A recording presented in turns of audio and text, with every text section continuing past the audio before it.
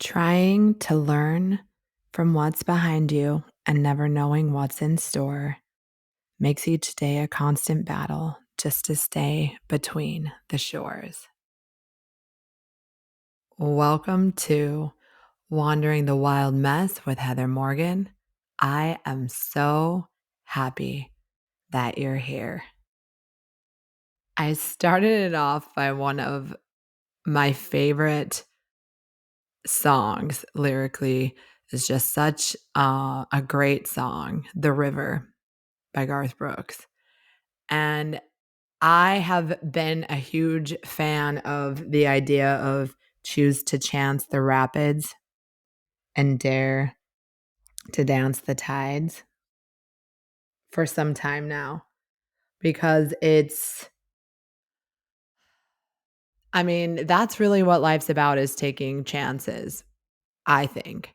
I think if we just stay where we always are, and that's why I'm even in this wild mess, is because I kind of took a chance to explore a life that I felt like was necessary for me. But just like anything in life, you can make a choice, but you don't necessarily know how it will all play out, right? So lately, I've been doing a lot of thoughts about where I'm going in this journey ahead. And I've realized that no amount of planning or overanalyzing or worrying is really going to give me control over what I can't control. And I think that's like a piece when you start to accept that you're going to have choices in life and you can go in certain directions, but you can't control everything on your path. You can make plans, but that doesn't mean that they'll all fall into place when there's things that are out of your control that can happen at any time. And I think really letting go of trying to control things is probably one of the most freeing ways that we can be. I think the people and I, was reading a lot about this recently just and I know this to be true and I think we all do, but we let ourselves get sometimes down a path, but it's control your thoughts or they'll control you. And so when we use our thoughts to like worry about our future, worry about what people are thinking, or worry about all these things, it's just hard to make decisive choices because we're trying to compute so much information that really isn't like necessary in the decision making process. It's what do you want to do? And what do you want to spend your time worrying about? I was thinking back to a couple of stories, but I know in episode 9, I talked about, I think, when I had backed my car into the ditch in front of my house when I was on my way to that date. And my mindset was actually really good at that point in time in a lot of ways. I mean, it had some challenges in others, but I remember that I backed out and, I ended up letting him pick me up and just go on the date. But what I didn't really focus on that I'm thinking about now, and I'm reminded of what I try to tell myself, like when it happened, I was like, I don't even know how we're getting this car out of the ditch without it being hurt or hurt, meaning like something wrong with the car because it was definitely not in an ideal position. And I don't think anyone of my neighbors that saw it and driving by thought, oh, nothing will be wrong with that car once they get it out. I don't even think they knew how they would get it out. So there was all these variables that I could have concerned myself with. Like how is even anyone going to pull it out? It's going to jack up the car. They couldn't just easily tow it. Like how is it all going to work out? Like what am I going to do if I don't have a car? Like this and that. Like there was so many times and I remember in that moment I was like it is what it is, Heather. It's already in the ditch. No amount of worrying about how it's gonna play out is gonna change what happened.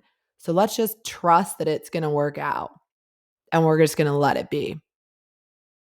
And I was so good with that. I remember it was there all weekend long until they finally got it out. And when they did, I remember my neighbor had came over and he was helping assist with the tow truck driver because they sent one and then he was like, I don't even think I can do it. I got to send a different truck. Like, I don't even know.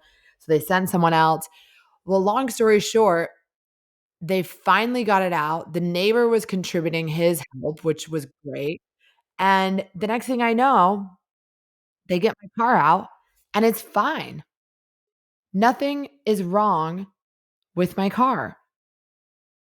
And I didn't even know, looking back, how that's even possible because I don't even think it's now looking back, like I don't think anyone thought, "Oh, they're going to get it right out and it'll be fine." But I thought it was going to be fine and I gave it no mind or no worry and it worked out perfectly.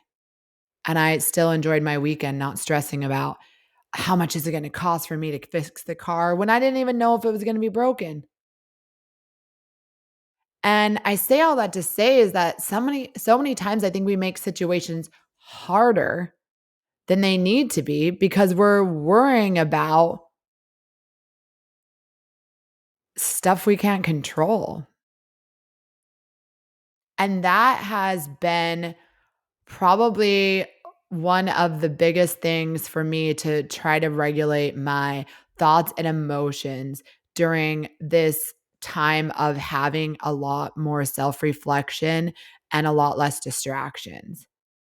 Because I realized in my previous life, I'll call it, between how much I worked, then meeting my friends for dinner after work, and then I had, my gym, and then I had, later meetings, and then I had cooking for my ex-husband, and then him and I had dates, and then we had all of these things with our friends. Literally our life was planned out pretty well. All vacations, trips, things that we would do. We were very traditional, like where we would go to the pumpkin patch every year. Like there was so many, like we would dye Easter eggs. Like we don't even have kids, but we're doing this stuff.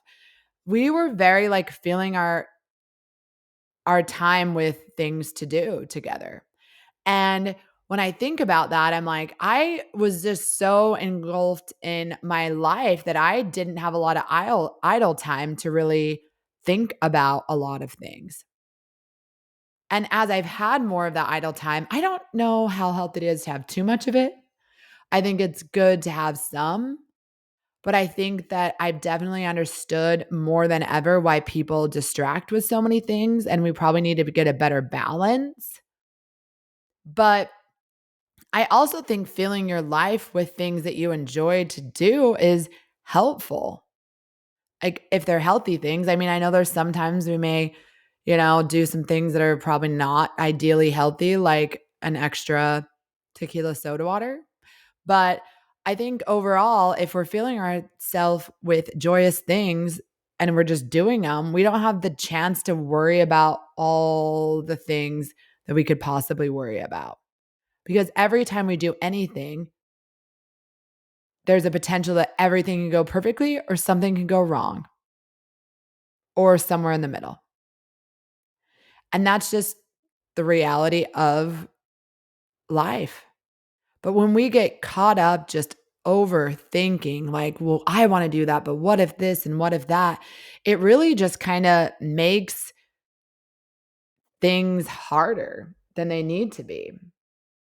And I think one thing that does that a lot is change.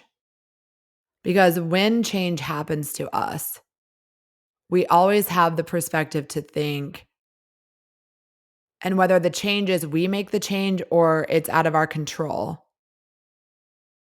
change all often will trigger us to go, well, if I would have done this differently, would that not have happened? Oh, if I didn't choose this change, could I have been here by now? If I didn't do, and then we get in this whole rabbit hole of what ifs that stop serving any kind of purpose other than to just make us feel kind of miserable. And I'll tell you that when you just know or believe that the changes or the things that come into your life, whether you decide to change them, if you made that decision, that was the right one most of the time. And if something changed in your life out of your control, then it was necessary, even if we don't understand it. Because what's going to happen next is all based on what changes happen today. So the higher level thought is that if you reject change, you're always going to struggle because you're going to be resistant to it. But if you accept it, it will likely inspire you to be more present and to just live without holding back. It's kind of just like, okay, this is what we're doing here and we're going to roll with it.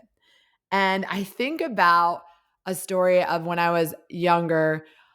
I went to this church camp, this Mormon church camp. It's called Oakcrest. And it's like this, and I went to a lot of church camps growing up, but this one's like kind of a bigger one, kind of like a real like summer camp kind of vibe where you're like in these bunks. Usually we were just in tents if we did it with our wards, but these are like these bunks and it really felt like a camp. And you made candles and you had a mess hall and it was a whole thing. And I remember I was so excited to go.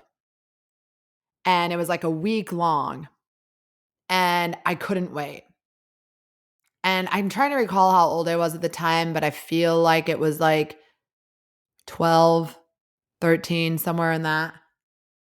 And I'm so excited to go. I can't wait. I'm telling my mom, like me and my friends are all excited, but I didn't have a ton of my friends were in other wards in Utah when I was growing up. There was so many people there was literally, we had 8 wards, meaning like 8 different like congregations of people going to church, like in one okay, it's kind of hard to explain. But the point is just a lot of people. So my friend that lived down the street from me, my very best friend, was in a different ward than me, even though I literally walked to her house in less than 5 minutes because that's how many Mormons were in my neighborhood growing up. Like literally probably almost every house on my street as a kid. So anyways, the point of this is that I'm so excited about this Oakcrest church camp. And we get to church camp and I learned that you can only like bunk with people in your ward, you know? And so I didn't really have my best friend in my bunk and I wasn't really close friends with any of the girls in my ward. And so I was like, that alone was like the first thing I remember of like, I defined like, well, now I don't even want to be here. Like, I don't even like this now. Like, I don't even have my friend.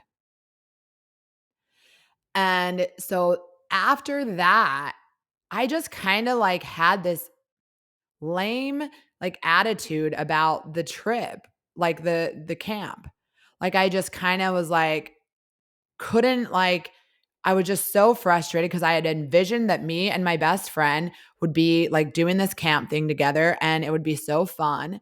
And she had a friend that was in her ward. So this other friend, so they were together and then I like kind of had no one.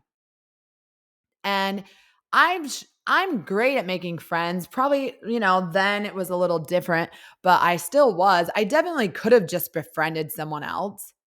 But I just got fixated on this idea that like I thought I was going to be hanging out with my best friend and so I just didn't even want to consider that. And then my attitude continued that way when like we had to get up. They like had this siren. We're up at like 6 a.m. and it's the summer. So like we finally like, get to sleep in, we're not in school. And now I have to wake up all early. And I like didn't want to, which was weird. But I think it was like I just had this bad taste in my mouth about one thing that something I thought about this trip, I was going to hang out with my best friend the whole time, which, when you're 12, your best friend, you're like, it's a big deal. And then I didn't. So everything else I ruined the rest of the time. And we were doing all these fun things, but all I could do was focus on the fact that I didn't get to, like, my best friend was off, with the other Jennifer in her ward. And I was just like alone in my own. And I remember like on the third or fourth day, like I think you got to call, or I don't know, I asked to call my mom and I was like, "Mom, can you just come get me? Like, I don't even really like it." And I wasn't even giving it a chance. I loved camping. I'd been camping my whole life. I love the water. They were playing sports. We were doing zip lines. Like, it's not like this was lame. I mean, even the candle building, like with the wax was cool, you know? It wasn't bad, but I just had decided that because it wasn't what I thought it was going to be, that I just wasn't going to enjoy it. And I had a whole week there. And, like, looking back on that, and I don't know why that, and that was the one and only time I went to Oakcrest.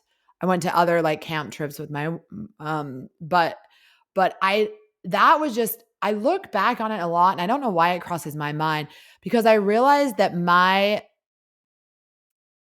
negative attitude about it not being what I expected it to be ruined the experience for me. And I don't know what I thought. I'll tell you all this. I don't know what I thought my experience was going to be when I got divorced. Like, I didn't really think that through. I wasn't like, again, I've said this. It would probably have been easier if I just had someone lined up and then I would like just expect it to hopefully just kind of, you know, um, I wouldn't have to feel it all. But I knew I was going out of this marriage and going to be alone, but I don't really know what I expected. I mean, I think the idea of, being able to figure life out for myself and go after a purpose I want and all of these things sound so great in when you say them out loud, but in practice,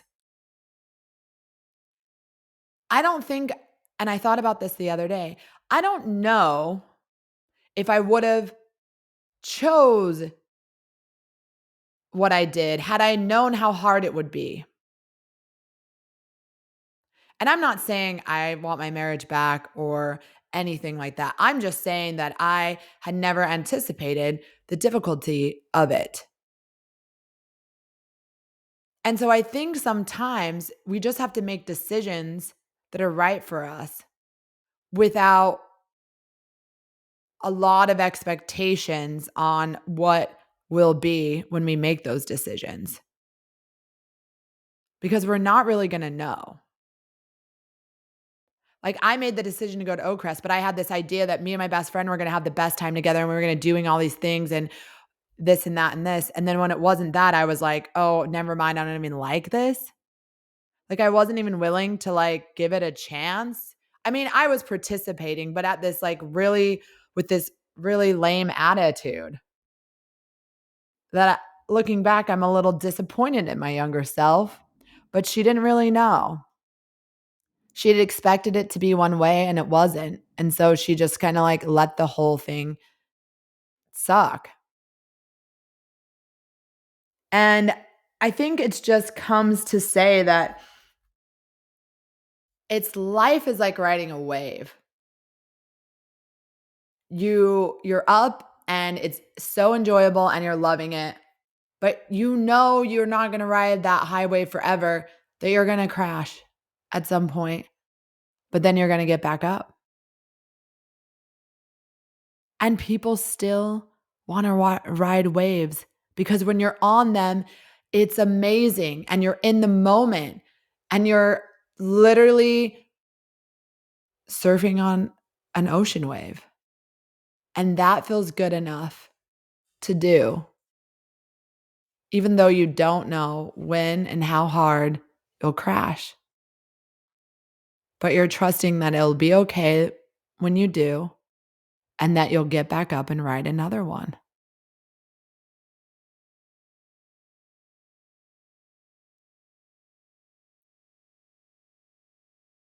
I guess what I'm saying is that life is full of breakdowns and breakthroughs. And sometimes we break down and then it opens our eyes to see all of the great things ahead and coming for us. Because really, Our pain shapes us. It makes us wiser and it helps us find direction after a period of not being able to see. When you fall on that off that wave, you're in the ocean, you can't see, you're like, what's going on? But you know you're gonna get back up and ride another one. And that could be the best wave of your life. And I think having the thought of like, what if it all works out? Instead of worrying so much about why it didn't work out how we thought, like me at church camp. Because when I backed out my car and I didn't worry at one moment of how it was going to get out, if it was going to be okay, it all worked out. And to think if I would have wasted my whole weekend stressing, worrying, getting upset, freaking out about my car, I would have lost a whole weekend of enjoyment. But instead, somehow I was able to regulate my emotions enough to say, nah, it'll be fine. Everything works out for me. I've learned to become that girl in a lot of ways, but I continuously have to remind myself that I need to think like that because regardless when things outside of my control happen, worrying isn't going to make them better. Being upset and saying, "Of course this happened to me. Of course this. Oh my gosh. The neighbors probably think this. Oh, da, da." Like none of that serves me. Just like complaining that my best friend wasn't there with me didn't help me enjoy church camp anymore. If anything, it made me want to run away because it wasn't what I thought. And then you come to the mindset of like breakdowns and breakthroughs are life. No one promised us that everything's going to be this walk in the park. But yet and I feel like we all know this, but we get so frustrated when it doesn't come to us as we expect it to, or when it doesn't fall into place as we imagined. And I think when we just realize that that's really not ever how it's going to be, and we accept that, we can just enjoy what is.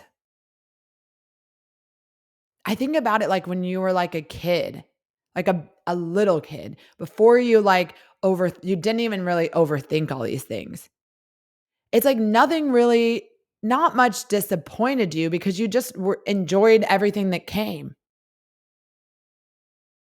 Like when you were really little, it wasn't like,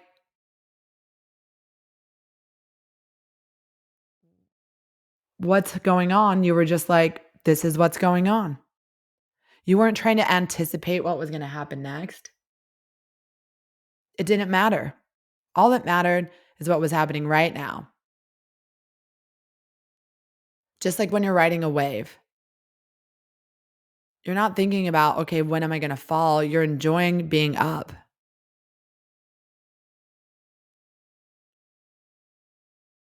And I'm sure that we all know that we only get better from each time we fall down. We only get stronger. And that's just like a little kid just trying to learn how to walk. Are you giving up the first time you fall down? Absolutely not. I think it's just filled with those moments of understanding that we're going to have breakdowns, but we get to choose to come up from those and break through and do things that excite us. And for me, that really is like filling up my time with things that make me feel happiest, make me feel alive, make me feel good, make me want to trust that everything will work out. I didn't know it would be like this, but here we are. And I'm perfectly happy with that. And I want you to be able to be too. I'll end this by saying Sometimes it takes one conversation with someone who's radically authentic to reignite your inner fire and help you get back on the right path. That was young Pueblo. And he is wise beyond his years. I hope that this kind of gives you that and allows you to feel something. Thanks for listening to Wandering the Wild Mess with Heather Morgan. You matter.